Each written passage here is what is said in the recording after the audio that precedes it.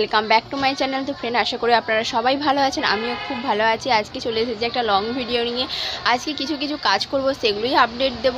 আর আমার বাগানের কি গাছ আমি লাগিয়েছিলাম সেগুলো আমি অলরেডি শর্ট ভিডিওতে একটা করে শেয়ার করছি, যা কাজ করছি।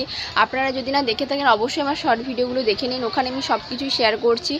তো লং ভিডিও তো খুব একটা দেওয়া হচ্ছে না, তো শর্ট ভিডিওতে শেয়ার করছি, তো আপনারা চাইলে ওখানে দেখে নিতে পারেন। চলুন আজকে ভিডিওটা এখানেই শুরু করছি।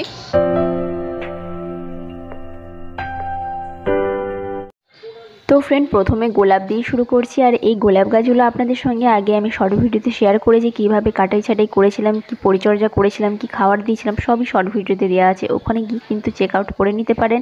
শীতকালে যখন আমি পরিচর্যা করেছিলাম এই শর্ট ভিডিওতে দিয়েছিলাম, কত সুন্দর দেখুন এখন ফুল ফুটে গেছে। আর এইদিকে তো আমার পালংয়ের গাছ, লাল শাকের গাছ, যত রকম শাক ছিল মোটামুটি বসিয়েছি। আরও মূলো শাক ওইদিকে আছে, এই আস্তে আস্তে দেখাচ্ছি। তো এইদিকে কিছু বাঁধাকপির গাছ বসিয়েছিলাম, লাল শাকের গাছ আমি প্রচুর বসিয়েছি, এইবারে যেখানে জায়গা পেয়েছি সেখানেই বসিয়েছি। আর এইদিকে বাঁধাকপির গাছগুলো ধরে গেছে মাটিতে, তো নিচের দিকের যে পাতাগুলো আছে ওগুলো কিন্তু একটু করে কেটে দিতে হবে। তো এভাবে আমি একটা করে পাতা কাটলাম, তো দেখে আমি কেটে দেবো পরে। আপনারা চাইলে নিচের দিকে একটু গাছটা বড় হতে থাকলে নিচের দিকে পাতাগুলো কেটে দেবেন। আর এদিকে দেখুন লাউয়ের গাছটা বসিয়েছিলাম, তো খুব সুন্দর কিন্তু লাউয়ের গাছটা হয়েছে। আর এখন তো ডরমেন্সি পিরিয়ড চলছে, তাই জন্য দেশি ভ্যারাইটির যে জবাগুলো আছে এগুলো কিন্তু ঘুমন্ত অবস্থায় চলে গেছে, ডরমেন্সি পিরিয়ড যেহেতু চলছে। আর এই সময় তো হাইব্রিড ভ্যারাইটি জবাগুলোতে বেশি ফুল দিচ্ছে, আর বোগেনভিলিয়াতেও তো আছেই। আমার কাছে তবে বেশি বোগেনভিলিয়ার ভ্যারাইটি নেই, এই কয়েকটাই বোগেনভিলিয়ার ভ্যারাইটি আছে। আমি জানি অনেকে বোগেনভিলিয়ার ভ্যারাইটি প্রচুর রাখেন, তো আমার কাছে বেশি নেই, যেই কটা আছে আপনাদের সঙ্গে শেয়ার করছি। তো এরকমভাবে তো শীতকালে ফুল ফুটেছে। বোগেনভিলিয়ার পরিচর্যাও আপনাদেরকে আগে শেয়ার করেছি, অবশ্যই আমার ভিডিওগুলো দেখে নিতে পারেন। তো এখন জাস্ট একটু ওভারভিউ দিচ্ছি এখন আমার বাগানে কীরকম অবস্থা। আর এইদিকে দেখুন লঙ্কা গাছটা, এই লঙ্কা গাছটা না আমি লাগাইনি, হঠাৎ করে কোথা থেকে বীজ উঠে একটা গাছ হচ্ছিলো, সেখান থেকে কত লঙ্কা দিচ্ছে।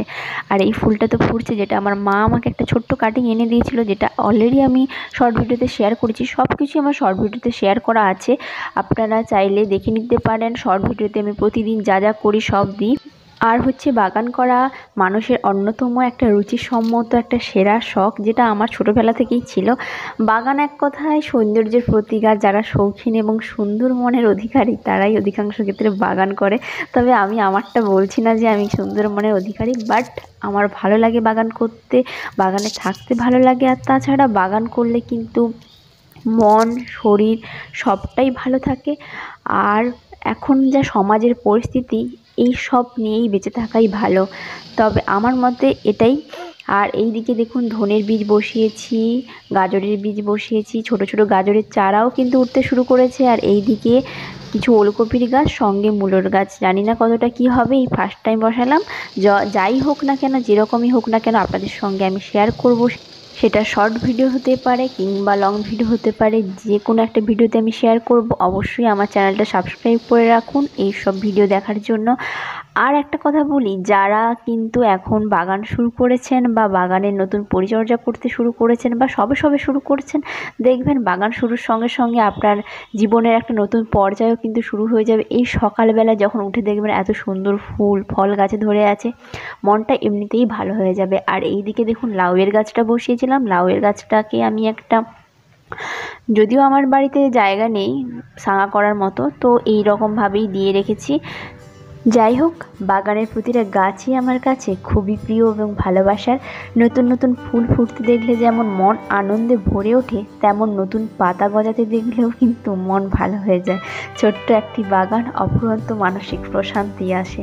এই কথাটা যারা বাগান করেন তারা কখনোই অস্বীকার করতে পারবেন না, তাই না? তাই বাগান করুন, স্বাস্থ্য মন দেখবেন দুটোই ভালো আছে। আজকে তবে আসি, দেখা হচ্ছে পরের ভিডিওতে। সবাই ভালো থাকবেন, সুস্থ থাকবেন। তো bye friend, happy gardening and be save.